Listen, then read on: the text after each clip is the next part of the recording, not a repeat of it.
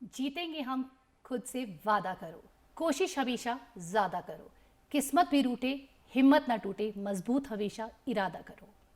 हर व्यक्ति जो पूरी लगन ईमानदारी के साथ कड़ी मेहनत करता है, एक ना एक दिन सफलता जरूर हासिल करता है।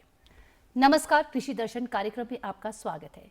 मैं सोनिका ढटवाल और आज का जो हमारा कृषि दर्शन कार्यक्रम है, आज हम आपसे बात करेंगे प्राकृतिक खेती के द्वारा किस तरह से हल्दी का उत्पादन करें। इस विषय पर चर्चा करने के लिए आज हमारे साथ स्टूडियो में उपस्थित हैं सुभद्रा कंवर जी, जो कि एक प्रगतिशील किसान हैं। सुभद्रा कंवर जी, आपका हमारे इस कार्यक्रम में बहुत बहुत स्वागत है। नमस्कार जी। सुभद्रा कंवर जी, सबसे पहले मैं आपसे प्राकृतिक खेती पे जाने से पहले मैं आपसे बात करना चाहूँगी कि जो खेती की शुरुआत है, वो खेती की शुरुआत आपने कब की? खेती तो हम शुरू से ही करते आए हैं, मगर जो ये प्राकृतिक खेती है, हम गोभी का बीज लगाते थे जी। तो मैं उसके लिए हमारे को पॉलिनेशन के लिए मधुमक्खी की ज़रूरत पड़ी।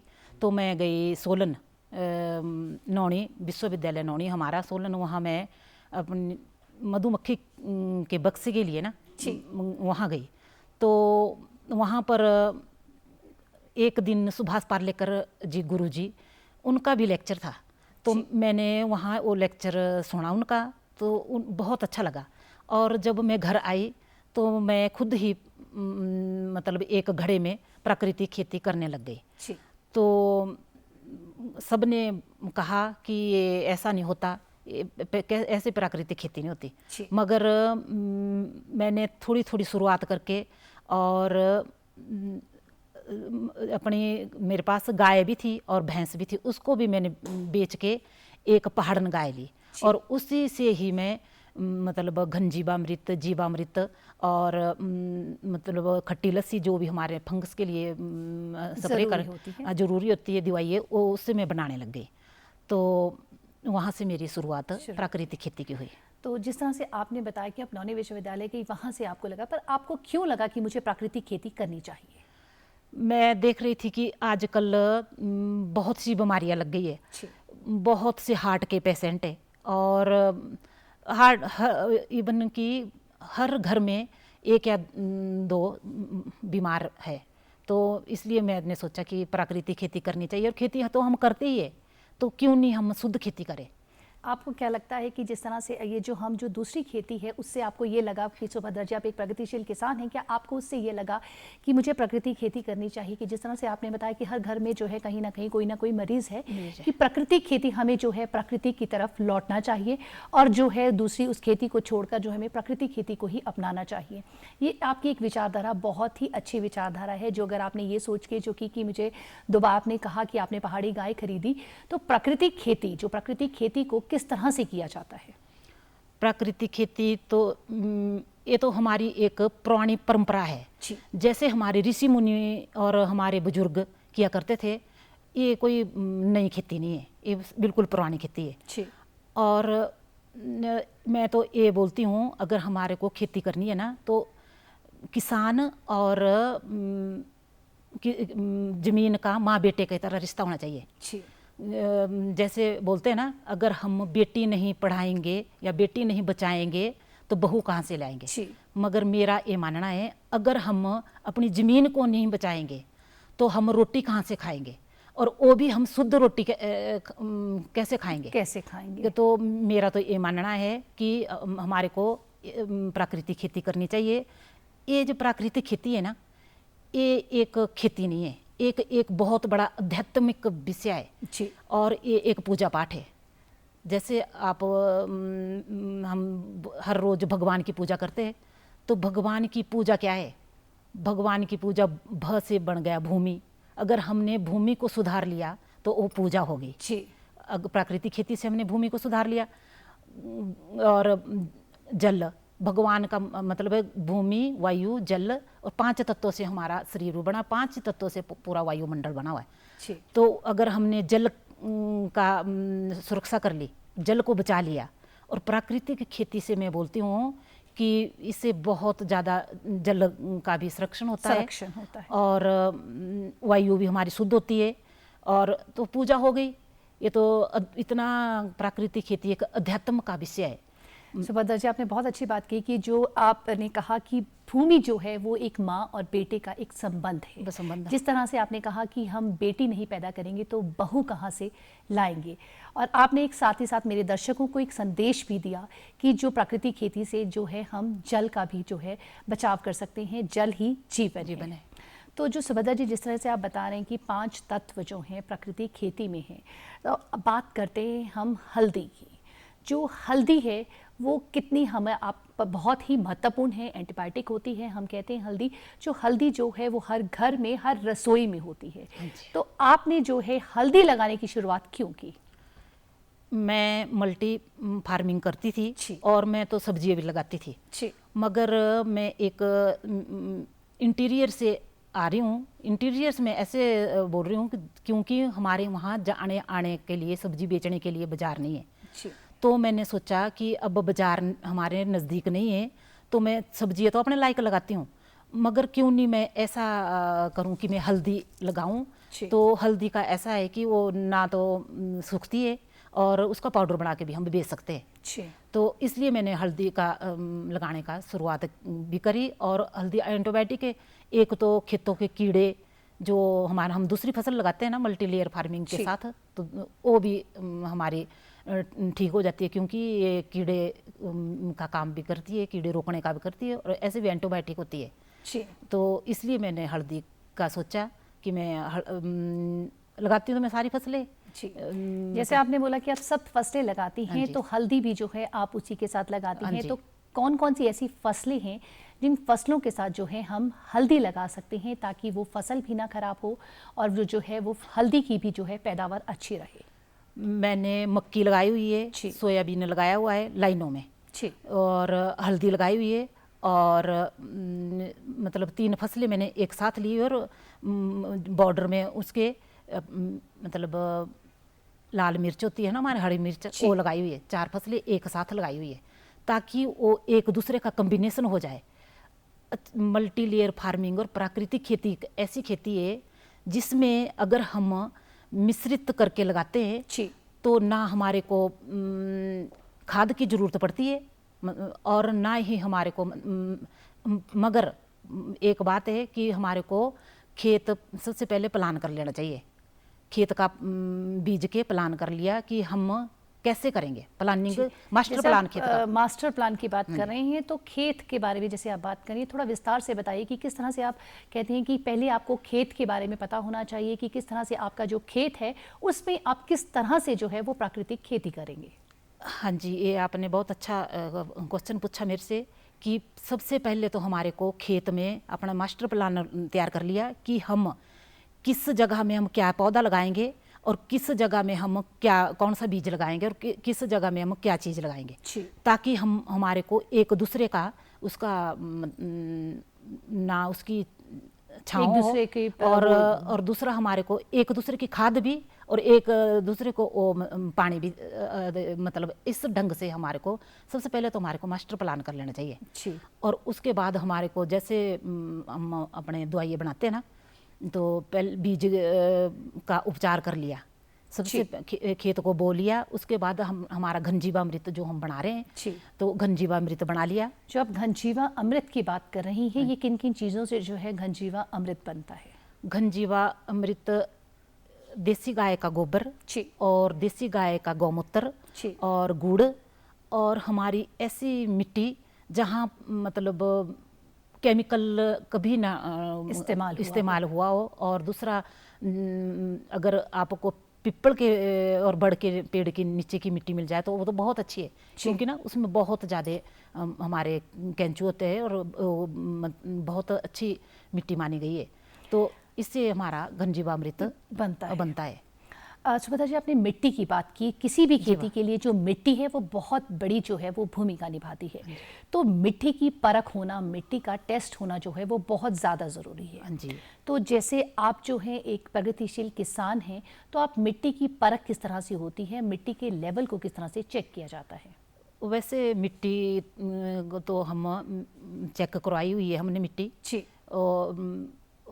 मतलब जो हमारे लेवल है वो चेक कराया जाता है। और वैसे हम अपने आप भी मतलब एक चेक कर सकते हैं। जी।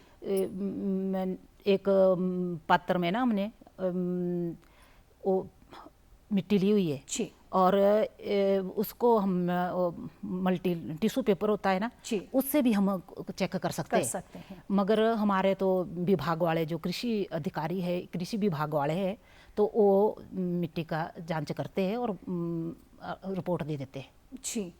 जो हम हल्दी की जो फसल उगाते हैं, वो हल्दी की फसल जो है वो किस समय उगाई जाती है? कौन सा समय जो है वो हल्दी की फसल के लिए सबसे बेहतर है?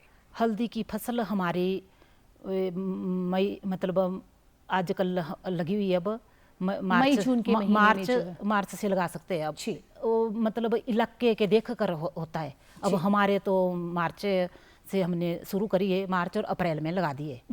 और बाकी जैसे जैसे जिसका कोई क्लाइमेटिकली कोई इलाके है ना, गर्मियों में गर्म इलाका, ठंडे में हम तो मार्च से शुरू कर देते हैं, मार्च अप्रैल में लगाते हैं। जो हल्दी की फसल है वो कितना समय लेती है तैयार होने के लिए? हल्दी की फसल देखो, कई लोग तो 2-2 साल भी हल्दी रखते हैं खेत में, मगर हम तो एक ही साल में उसको निकाल देते हैं। मतलब 6 महीने की फसल है तो हम तो 6 महीने बाद निकाल देते हैं।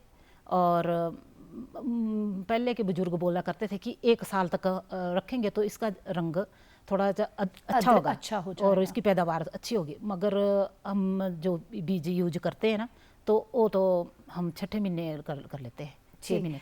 श्वेता जी, जैसे हम हल्दी जो है अपनी रसोई में हमेशा इस्तेमाल करते हैं, कभी भी हम जो है कोई जख्म अगर हमारे शरीर में हो जाए तो हम क्या करते हैं, हल्दी और जो तेल है उसके साथ लगा के उस जख्म को भरने की कोशिश करते हैं।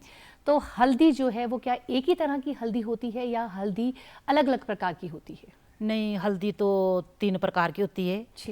और एक तो हम तो कर रहे हैं अपनी ही, मतलब जो पुस्तानी हमारी हल्दी थी, देसी हल्दी। आपने हल्दी बोला कि कई 3 प्रकार की, तो कौन कौन सी हल्दी, कितने प्रकार की हल्दी होती है? और एक मतलब जो पुस्तानी हल्दी हमारी जो हमारे बुजुर्गों के टाइम की हल्दी है, और एक हमारी जो नेचुरल हल्दी है आजकल जो है, हल्दी आजकल चली हुई है। तो हम तो पुस्तानी हल्दी लगाते हैं। और जो ये तीनों हल्दी जो आपने बताई, इनका थोड़ा सा हमें विस्तार से बताएंगे कि जो तीनों हल्दी, जैसे आपने काली हल्दी की बात करी, जो काली हल्दी है उसका क्या उपयोग होता है और किस चीज़ के लिए उस हल्दी का उपयोग किया जाता है? काली हल्दी तो कैंसर जैसे बड़े बड़े महामारी के रोग के लिए बहुत ही अच्छी होती है।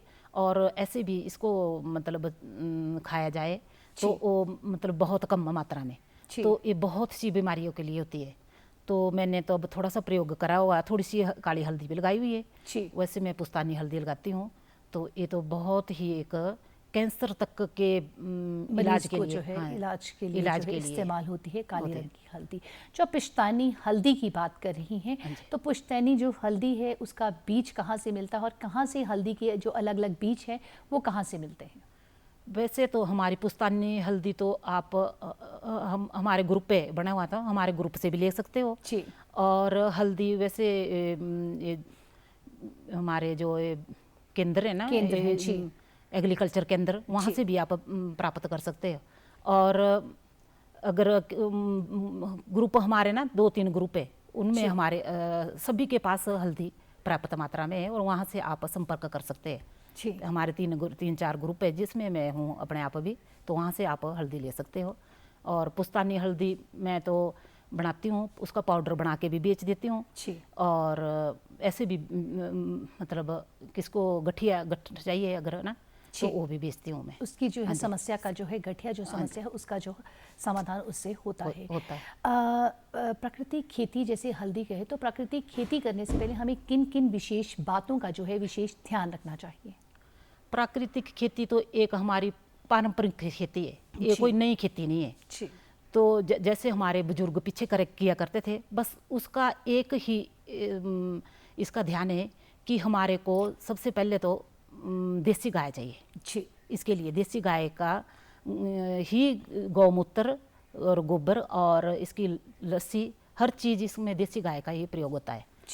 और हमारे को दूसरा, अगर हम 4 प्राकृतिक खेती के 4 स्तंभ अगर हम पूरे कर दे, जैसे सबसे पहले बीजामृत है, बीज को उपचार कर लिया। उसके बाद हमारे को घनजीवामृत हमारे को खेत में डाल दिया जी। और उसके बाद हम आच्छादन कर दे और उसके बाद हम आच्छादन के बाद वास्पा है, अगर हम इन 4 सितंबों को हम मान ले और फॉलो करें तो हमारे को प्राकृतिक खेती करना बहुत आसान हो जाती है।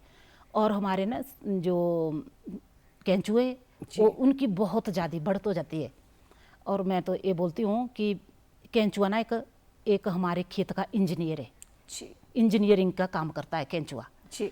और केंचुआ एक मतलब जल का वो एक मतलब जल बढ़ाने का काम भी करता है, बढ़ाने का काम भी क्योंकि करता है। बोलते हैं ना कि केंचुआ मतलब 15 फीट नीचे तक ये डीप करता है, डीप इतना चला तो हम जाता है। हल हाँ जी डीप चल जाता जी, है, इतना हल से नहीं जो ना, है वो किया जा सकता किया जा सकता है। जी। तो ही मैं बोलती है कि केंचुआ तो एक इंजीनियरिंग का काम करता है।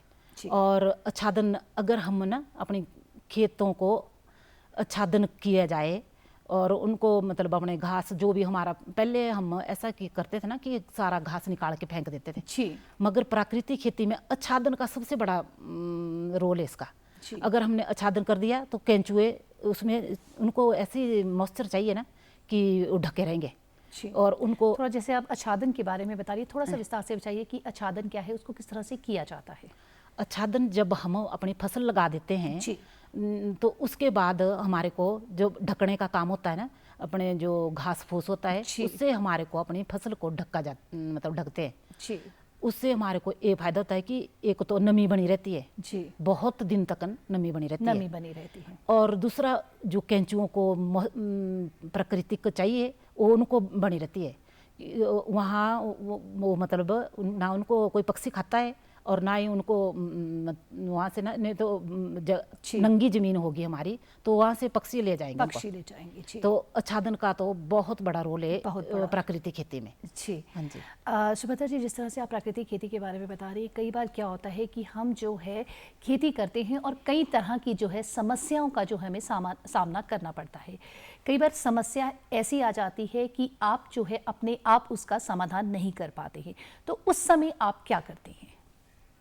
हमारे बीटीएम, हमारे ब्लॉक के बीटीएम है, हमारे ब्लॉक और एटीएम है, तो हम उनसे संपर्क कर लेते हैं।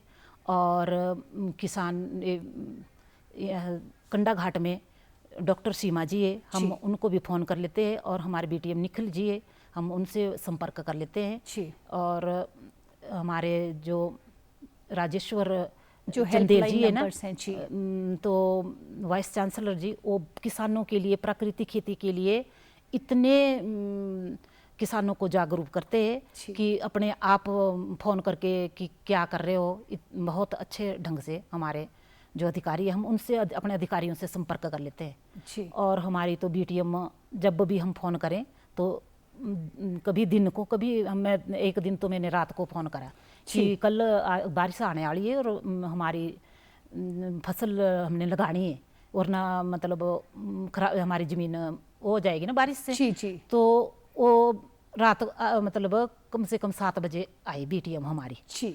तो भावना हमारी बीटीएम, तो हम फ़ोन करते हैं तो आ जाते हैं। जी। तो मतलब आपका ये है कि जो भी आपको कोई किसी भी समस्या का जो समाधान आपको चाहिए होता है तो आप जो हेल्पलाइन, सरकार द्वारा जो हेल्पलाइन नंबर दिए गए हैं या जो सरकार द्वारा जो आपके लिए, आपकी मदद के लिए जो व्यक्ति रखे गए हैं वो आपको पूरा जो है सहयोग करते हैं। टोल फ्री नंबर भी मेरे पास है जी। और मैं जब भी मुझे कोई प्रॉब्लम आती है, खेत में आ जाती है, तो मैं टोल फ्री नंबर से भी मैं फ़ोन कर लेती हूँ।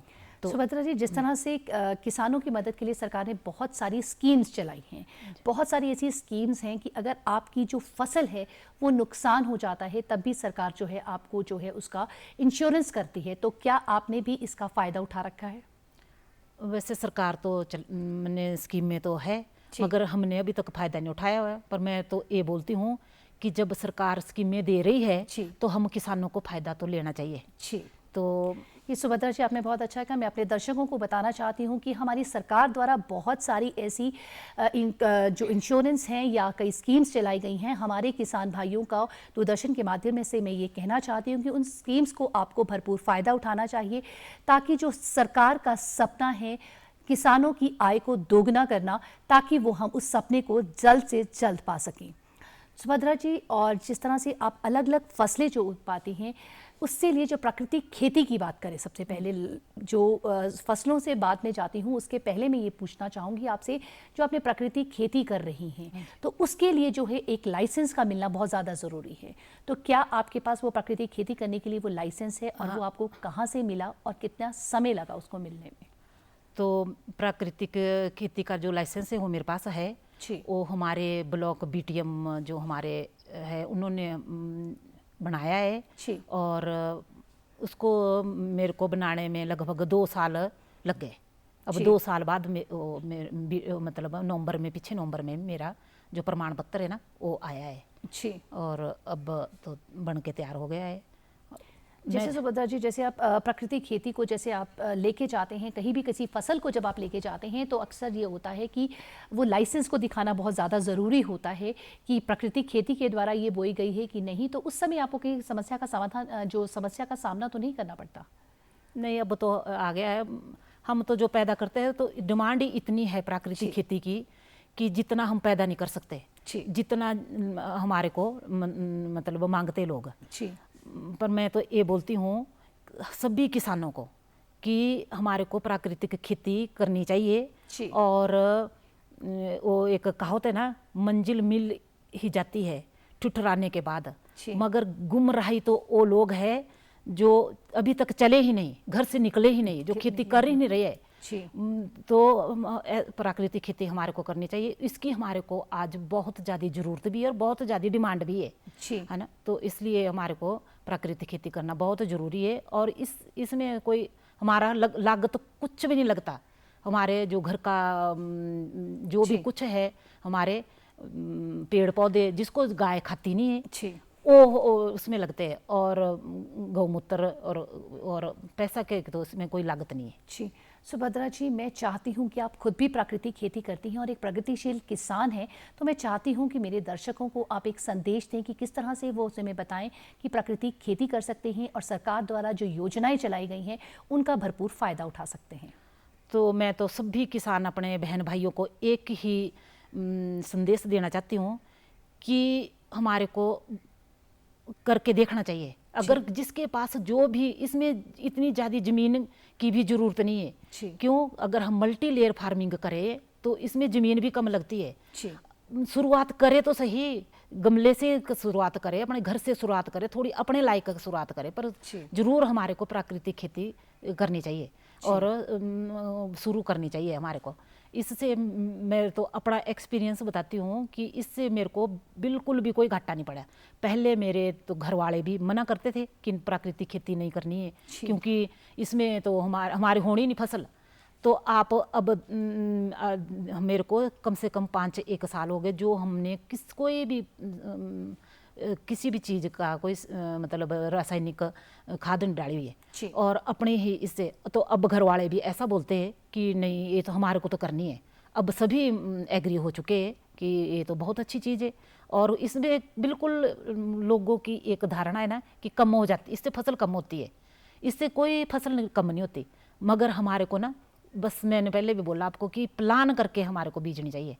अगर हम प्लान करके अपनी प्राकृतिक खेती करें तो इसमें बिल्कुल भी घाटा नहीं है, और पानी की भी बचत हो जाएगी, और भूमि जिसके पास कम है ना, तो मल्टी लेयर फार्मिंग में तो भूमि भी कम लगेगी। तो मैं तो बोलती हूँ कि सभी को प्राकृतिक खेती करनी चाहिए, तो ज़रूरी है बहुत। सुभद्रा जी, आप हमारे इस कार्यक्रम में आई और आपने इतनी महत्वपूर्ण जानकारी दी कि किस तरह से हम प्राकृतिक खेती कर सकती हैं, और आपने अपने परिवार से लड़कर जो है प्राकृतिक खेती की शुरुआत करी, और आज परिवार को ही आपने जो है अपने साथ मिला के जो है प्राकृतिक खेती कर रही हैं। आपका हमारे इस कार्यक्रम में आने के लिए बहुत बहुत धन्यवाद। आपका भी जी धन्यवाद, जो आपने हमारे को यहाँ तक लाया। आप बहुत बहुत धन्यवाद। प्राकृतिक खेती सरकार जो है वो प्राकृतिक खेती की तरह नई जो प्राकृतिक खेती के लिए जो है बहुत सारी योजनाएं और लोगों को जागरूक कर रही है कि प्रकृति की तरफ हमें लौटना चाहिए और नेचुरल फार्मिंग करनी चाहिए।